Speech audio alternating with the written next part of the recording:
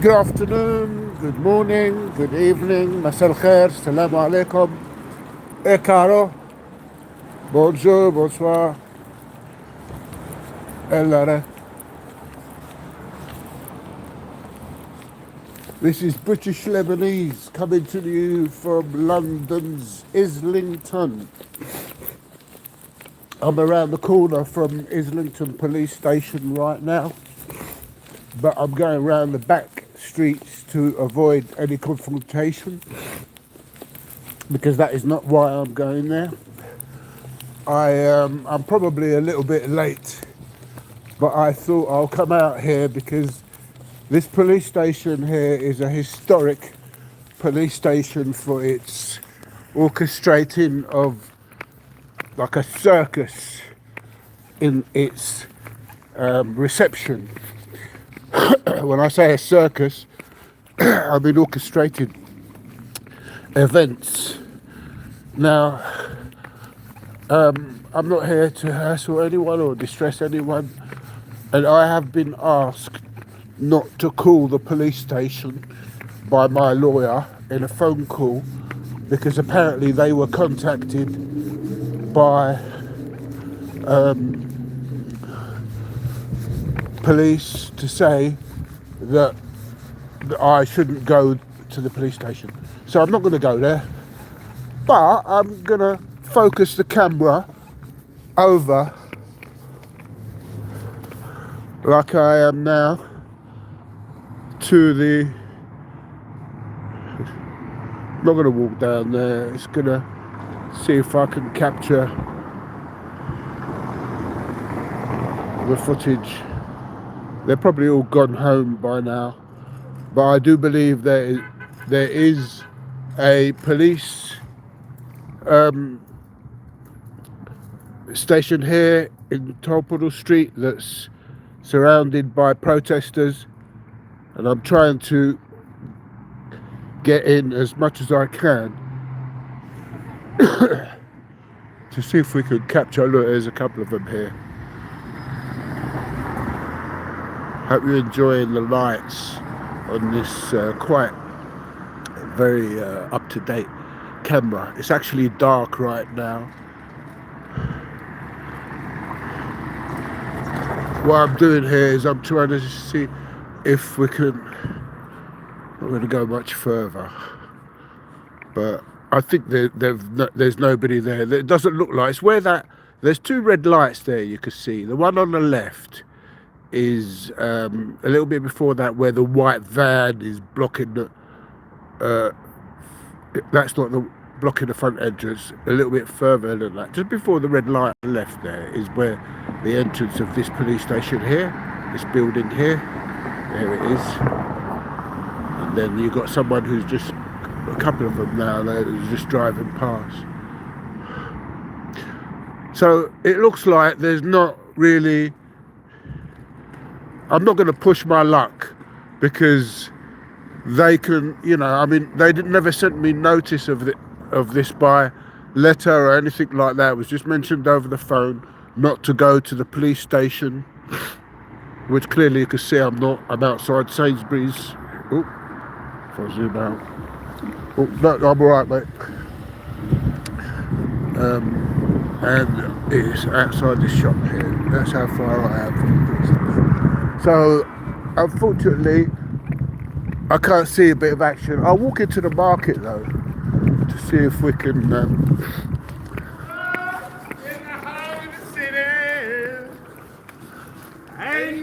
And these people here could well be. They could well be police officers because they do roam around this area when someone has got a camera out there like I have. And so I'm just recording this to see. I haven't been doing a live broadcast for a month now, or maybe more. I've had a big disruption in the welfare benefits that's impacted me significantly. I've had almost half of my welfare money deducted, and it is absolute state terrorism in this so-called migration over to the universal credit, whatever they want to call it. It's impacted me in many ways, some more embarrassing that I would like to broadcast. Well, they've gone anyway. But I believe that lady is in the doctor. There is a doctor in Islington police station detained today. And I'm bringing this news over to you from just around the corner from Tolpuddle Street. We were just there. It's behind the bottom of that road.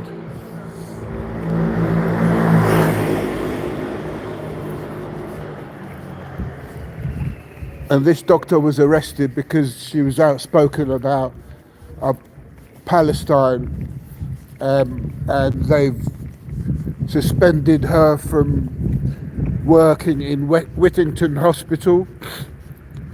I've just seen another doctor tweet the news out.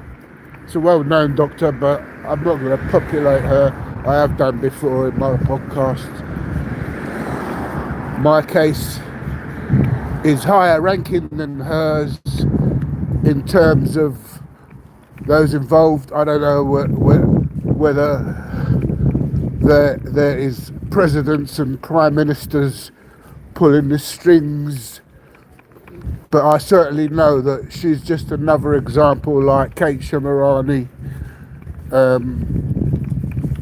who was also deemed as who is deemed as most dangerous woman in England or the UK when she was doing a protest of Corbyn about the restrictions that were in place about the pandemic. Say it again, pandemic case. They want to cut it out. Oh, I see. We are in Islington. Over there on the right is Tolpuddle Street. I've just thought I'll come on social media and give a little bit of an update. I'm afraid there's no action. I didn't really mean to come out for it. Not action as in me perform the action, but there was a lot of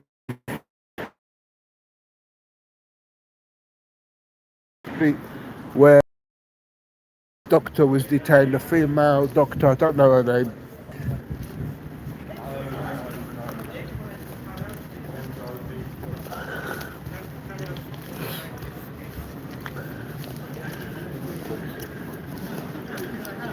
My mother is currently on her deathbed, or so I'm led to believe, in dribs of information that is being restricted from being given to me, and I really don't feel in the mood of going live on social media and talking in the way that I used to. I'm also aware that there's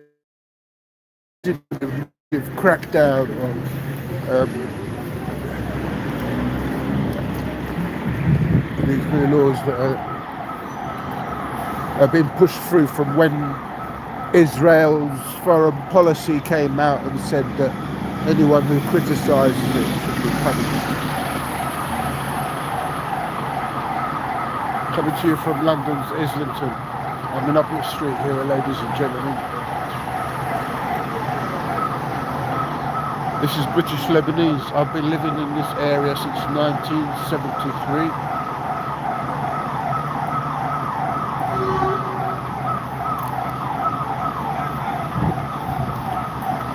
I heard recently that the #1 Christmas song is Wish You Was Here from Pink Floyd. I'm not sure if it's right. Just see one tweet saying so by David Gilmour's Twitter account in his glass of champagne. And that is the school that I used to go to. They sung that school that sung The Wall, actually, not when she was here, is the song. There's a song, all the kids on the front album, they're in my school, and they're on the front album. Bit old school, that's who I am, old school.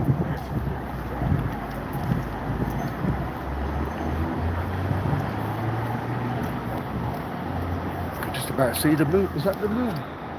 No, it isn't. No, it isn't.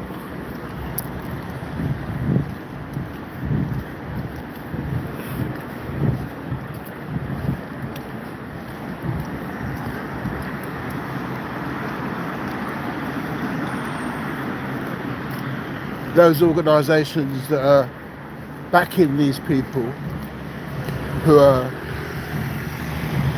maybe they are victims, maybe some of them are involved in some kind of false flag, fake news, orchestrated events, because they're ever so professionally put across, quite frankly, and I'm criticising all of them. I am criticising all of them because they seem to be elevated by certain politicians, and those certain politicians are preying on the energies of these alleged victims. Some of them are, and some of them are genuine or led to think that they're going to be helped, but I'm not entirely certain, because the psychological operations, as well as some of them, can be very stupid and debunked quite easily. Others are professionally done to bring forward laws of interest to the government, control laws that generate monetization of fines and criminal punishments and imprisonment. The twisting of the law as we knew it.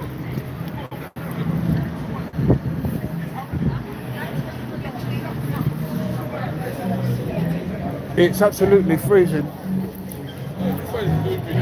I couldn't go to a bar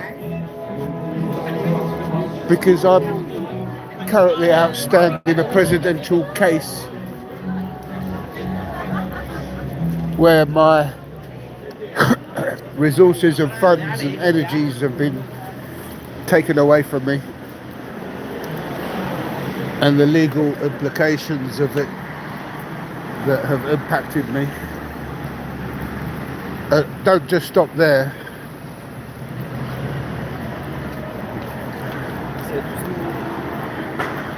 They don't just stop there.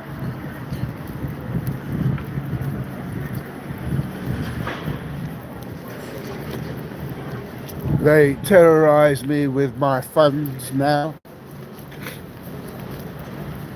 and they have been for the last 3 months now, terrorising me.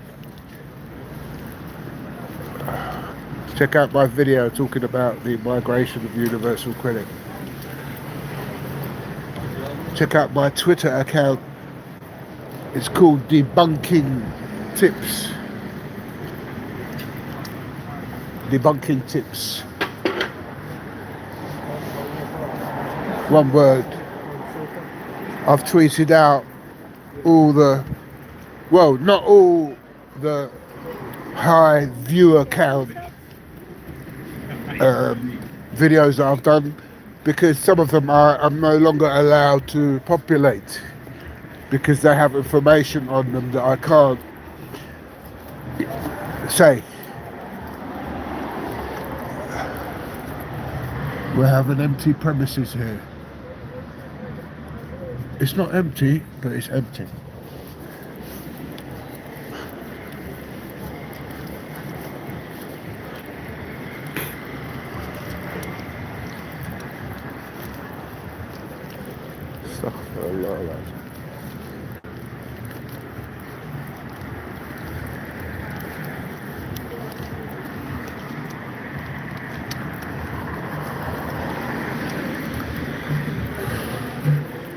Right, I think I'll take a walk this way.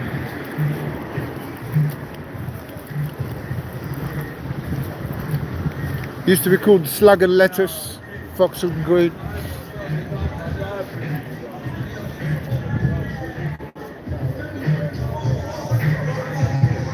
Bit of nightlife.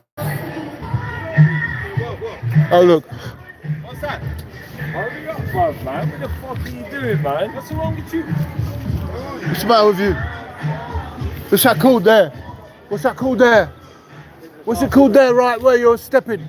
It's called a pavement, a public pavement. What's going on there, mate? He just come out, doesn't like me filming, huh? Yeah. Let me say hi. Yeah. Hello, mate. Hello, mate. You've gone out to the whole world right now. How many people watching? How many people? We'll find out later. Too early yet. Don't give too much. Thank you. Good advice. Good advice. Don't give too much.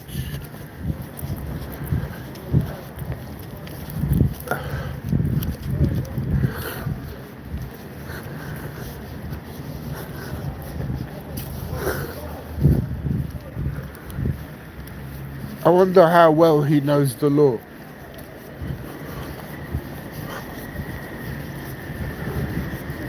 So I feel threatened today.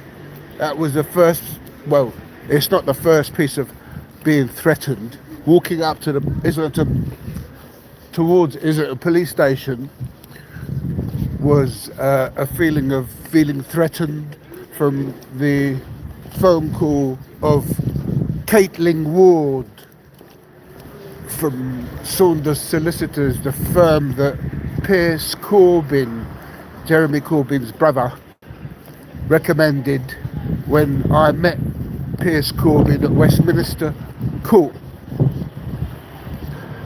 where I was up on a case that involved 5 pillars. Robert Carter, a quote journalist unquote, former Labour supporter, Labour member, who's incidentally interviewed by Partisan Girl or Syrian Girl, however you wish to call her. Welcome, ladies and gentlemen. Let's have some likes, please, because of one thing. A, nothing to do with monetization, because I am a demonetized account. Have a look at my timeline on X to find out. Click on reply so you can see all the information. Click on reply on any time when you look at someone's Twitter, because you will see some of the tweets that haven't been retweeted or were part of a conversation that they didn't want to tweet. I tend to do so because I'm following legal advice by a British lawyer who specialises in mental health, where I was forced to appoint one of these, legal aid lawyers. I call them the vultures of the legal aid system in the bar. Legal aid system as in the free, what they call, allegedly, quote, I should say, quote, free, unquote, legal advice in this country. And I'm afraid that it's pretty much a fallacy to think that A, there is equal justice, and B, we have free legal advice in this country. It doesn't stop there. There are too many organisations of the bar who are overwhelmingly in control of most of the business that comes out of the bar, and indeed how the laws should be interpreted depending on who it is. And without hitting too many algorithms, it's from the quote neighbouring unquote country to where I come from. and I'm a British Lebanese who's lived in Islington here since 1973. Welcome if you joined us. This is a live podcast. I haven't done one for over a month because the local enforcements that they try to separate themselves, our constituencies, from the government welfare, are terrorising me with my welfare benefits. And so when I see all these people that have injustices had to them are being supported and backed by the likes of Professor David Miller's Fighting Fund and Declassified News. Thank you, sir. Declassified News. And I forwarded them recently the case that I've got up ahead of me in the hope for their reconciliation of considering it, but more to it, updating them as journalists about my findings in my quote presidential case. Who quoted that? Who quoted that? It was a man in the Lebanese embassy who's my alleged main contact, called Ali Bannout, here in London's Notting Hill Gate, who I met personally with the diplomat, career diplomat, Hazem Abdus-Samad, who was the first consul there. And the reason why I went to meet them was because the president the president of Lebanon, who was the president at the time, his name was Michel Sleiman. I believe his name might have been different in my podcasts, which you might have heard before, where us Cockney speaking Londoners talk language which YouTube doesn't believe that is our culture and therefore penalises us. But anyway, I was demonetised because I uploaded a news station showing a scene of a rocket being fired towards the direction of Israel, and I believe it was one of the Palestinian brigades. I don't know whether that particular brigade was funded by Israel or not, I don't know, but what I do know is that happens, and what I do know is they put a strike on my account. Is it CT strike or C something? Like I've tweeted the YouTube that they put out. They think as if they've deemed it as if I'm promoting terrorism or not. I don't know what the terminology is. Check it on my Twitter account. You'll see it there. It's YouTube. So they only give one appeal, and this was many years ago, I believe over 15, 20 years ago, over 15 years ago, or something like that, and I've never really had a use for it until recently, and that's why I never really bothered.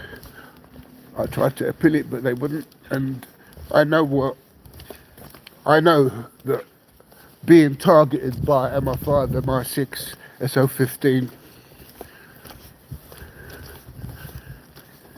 counter-terrorism,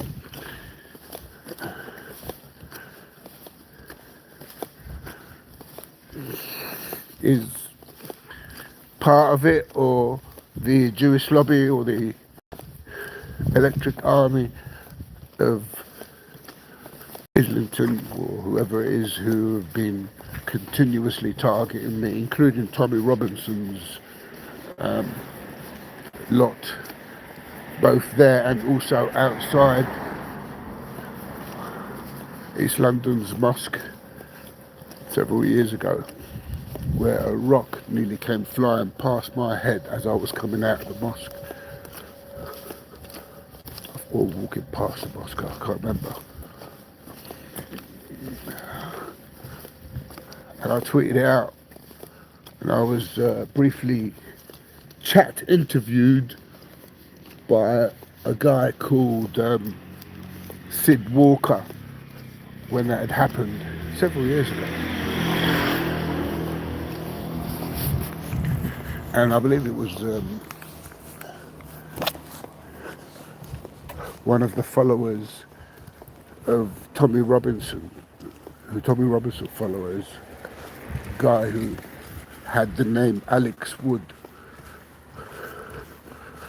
was one of the people who had reported me, but it could have been set up that way. It could have been meant, because incidentally, there was a guy called Alex Wood who was supposed to be dealing with sorting out my welfare benefits properly, where I was getting wrong, low money, really very low money. And there was a complaint about him because he refused to update the government with information, reports that I had. And I lost out on that for several years, and I was banned from going back to Islington Council building. And I've updated the public on it. Check out my YouTube that says Unit 8200. That YouTube there is where I walked over to Islington Council's town hall, which apparently recently was raided by a group in Islington who were protesting about the bailiffs that have been sent by Islington Council to terrorise people about council tax. Now, I've had my door smashed in so many times by police because of Islington Council. Indeed, they kept on trying to do it year after year. Only recently they decided to compensate one of them, of which I had to involve Toby North in it.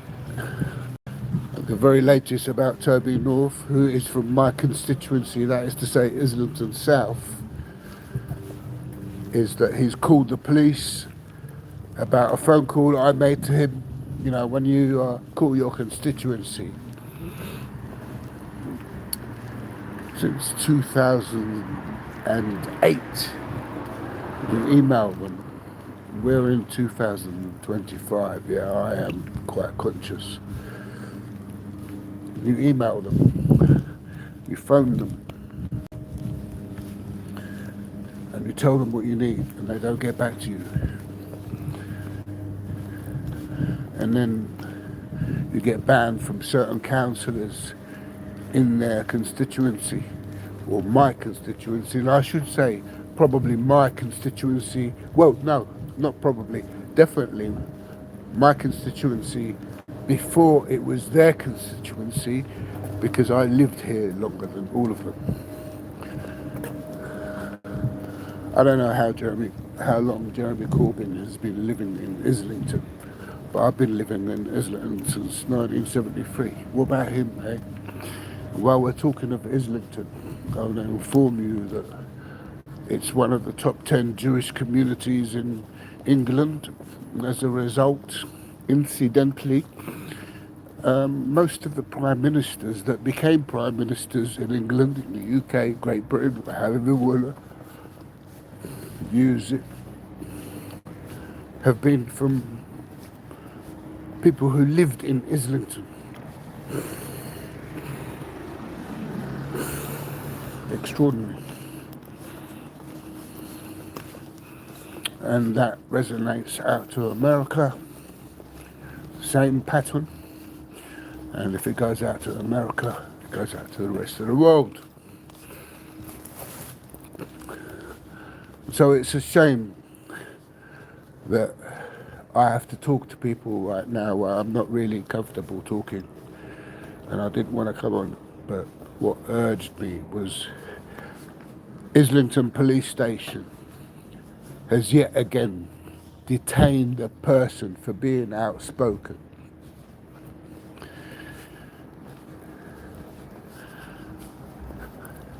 But when they done it with me, that was where I started my 17-day hunger strike. Why? They refused a lawyer. They refused contact with family. They refused contact with my embassy, to have my embassy informed. And when I told them, when you call the embassy, let me speak to them, tell them I'm the one that the president follows on Twitter, and I'm the one who's received a phone call from him, and I'm the one that received a DM, direct message from him on Twitter. It was Twitter then, not X. Well, the Commander-in-Chief, or was it Inspector Kearney, I believe his name was at the time, in his little police station, didn't like that. Certainly that man was who I told. He was in charge while I was detained. It later changed to others, I can't remember, but that commander who's in charge of that police station was either resigned, I think he resigned, or sacked, or was asked to leave. Who knows? Did the president of Lebanon complain? Because after I got detained for 17 days, I got sent to a mental health. Well, I got sent to a mental health hospital most of the month, where I was incommunicado there as well before I could contact a lawyer. No one knew in my family that I was on hunger strike. No one knew. No one was told. This is not right. But everybody, all these doctors now that are speaking out, and these people that are speaking out, and Vanessa Beeley finally writes an article, the independent journalist that's currently based in Lebanon, and says that Israeli contracts have taken over the National Health Service contract. And while we knew prior to that the Israeli companies have taken over the IT services of the police, the bar,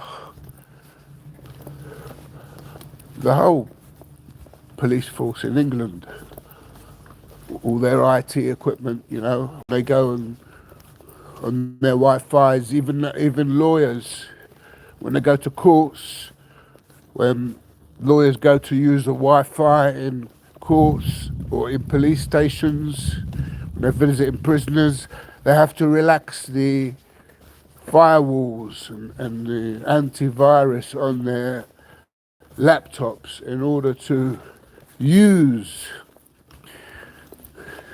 the computer. And while you're doing that, you're sending emails and confidential information that if you didn't relax your Wi-Fi settings so that you can log on to the intranet, so that they can use the quote common purpose platform or the Libra platform, which are platforms that the lawyers have access to, and that I'm trying to get access to myself, but I can't do it myself. They won't allow me. There's information that I want that they won't privy it to me unless it was a council, and I do need a King's Council, effectively speaking, on my case, and there are not many, certainly not many Muslim ones, and if there are, they're very much institutionalized into the bar system, where like their allegiance in secrecy. There is no police station today. Is the reason why I came out to do a live video. It's not prepared. I have been terrorized financially. sort of lower myself to say much more than that. Other than it's caused me to not being able to see my mother and buy her the things that she needs. She has a fractured back and broken leg.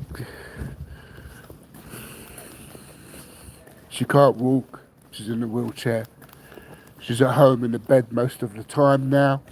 Her condition is deteriorating ever since she's been injected by force in Islington's Neiman practice, where we warned them that my mother didn't want the COVID injection. She warned them she didn't want the COVID injection. And one day, out of the blue, a Indian doctor in Islington's Neiman practice, that is to say, Dr. Wasserman Neiman's practice, who I know so very well from when I was a child. Incidentally, Dr. Wasserman is from a religion that's from a country next to my country, Lebanon. Yeah, see how we have to cut corners in order to avoid saying things? Because otherwise I'm a person who's hate, or what's that, racially, I can't even remember the name of the charge that they've got up against me, but it's got something to do with the word racial. And so is the doctors that have been suspended now. The Palestinian doctor that was suspended, and it's not just Palestinian doctors, it's white people as well.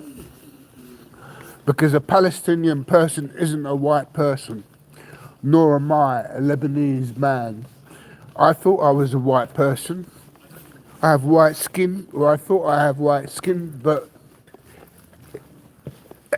unfortunately, or certainly embarrassingly for me, it was years before I realised, not by the most amusing terms,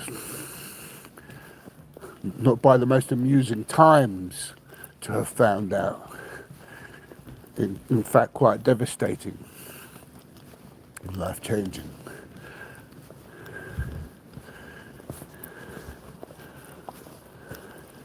That I'm not a white man. But the racial discrimination that I've experienced growing up as an expat of the motherland, Lebanon, where I was born, in Tripoli, Lebanon, and came over here in 1973, around then. And grown up here to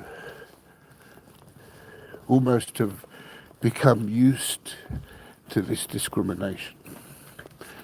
But that discrimination was more focused than, well, certainly it was on us. Certainly I had the nickname of Mujah, as in Mujahideen, or freedom fighter, in my primary school, you know, between the age of 3, 4 years old to the ages of 11.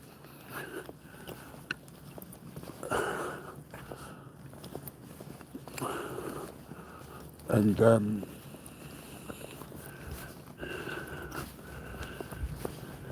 the racism was evident then. And then that racism continued, but it became personified. I mean, it was in the 70s, the Jews were quite,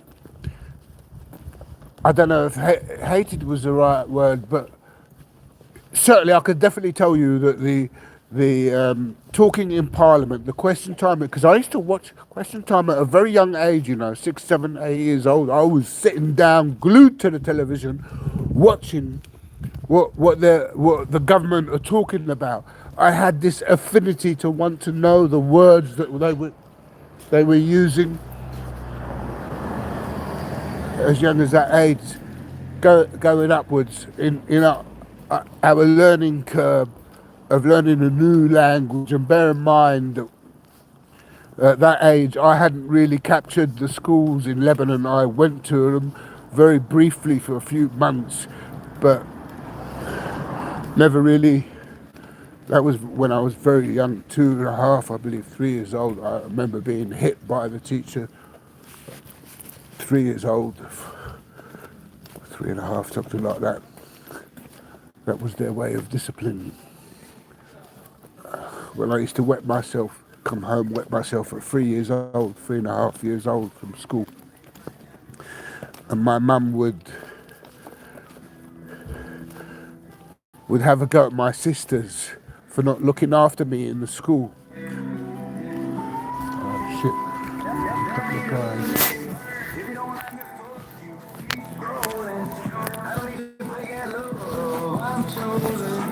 They so dirt, I roll right through it. They hate my name cause they can't outdo it. Yeah, the one they can't find. Ain't kissing no ass, ain't falling in line.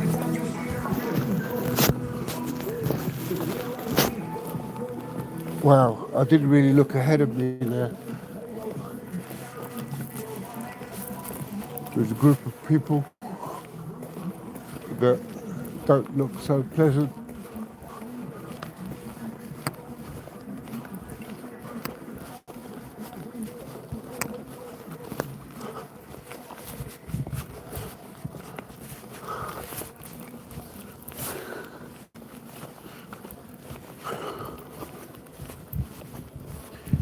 This country's changed, you know. That was another bit of moment of fear because I've had someone try to snatch my phone off of me before, and they failed, but get carried away with the phone sometime when there's a live broadcast.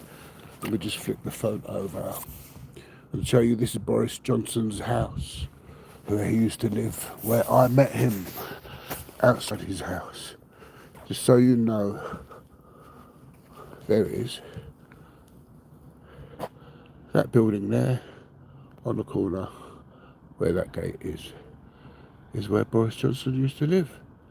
This whole building on the corner. And there's the CCTV there. And there's where there was ramps. They've taken the ramps off, actually. And that was where I came over one day, and he was outside his car, opening his boot, babbaging fruit.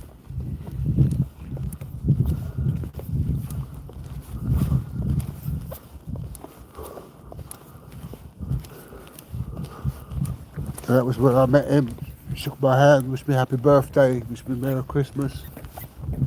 I told him I had an issue with my constituency and I was going through an eviction, and that they promised to put my furniture in storage because they were found to have made me homeless, and my constituency wasn't as helpful as I thought they would be or expected they will be, because they have been before. I had a gay member of parliament prior to now. He was Baron of Finsbury, Lord Chris Smith. And Chris Smith came to my house. Nice man, respectable man, quality segment of members of parliament. I think he is a lord now, but he certainly is right honourable, high status. And he helped me. And prior to him, I had a gay housing manager, and he helped me. He got me a flat. And I was ruthlessly treated by Islington Council from when I was a youth, from the age of 18. And I'm also the very first person in the country, youngest, I should say, first youngest person in the country, I was told this by Islington Council, to be the representative of the committee meeting of my local estate. I was selected as the person for it, or elected as the person for it, however you want to say. I got that position. Shortly after that, I was headhunted to a company where it was the logistics in IT. The logistics in IT went into working with engineers, working in the IT, working in the banking IT sector or the financial IT sector the majority of my life. That's how I earned my bread and butter. So seeing Boris Johnson, who said he would try and help me, and he did. He got his PA to send me an email, and I made that public. And the people that I was contacting, he told me weren't getting back. So I went on Twitter and outed them. When I outed them, they didn't like it. And I told them that I would go back and tell Boris Johnson. And I did exactly that. And they didn't like it. They didn't like it, so they called the police and they had me arrested. And they put me in Communicado and I done 17 days hunger strike. And because they denied me contact with a lawyer, family, I went on hunger strike. And then they decided that because I told them I'm the one that the president of Lebanon follows, which is true, I was at the time. He was following my IT Silver Spoon for a number of years before when he had 67 followers. He's probably got over 200, 300,000 now, something like that. But I was suspended from that account for being outspoken, for being an Arab, basically. And anyway, during the 9/11, the career in this country became very sectarian. Lawyers have always been sectarian, so much of my career, history, lawyers have had no justice in my history, and so most of it is a fabrication of the truth, and quite frankly, run by the Jews. The bar.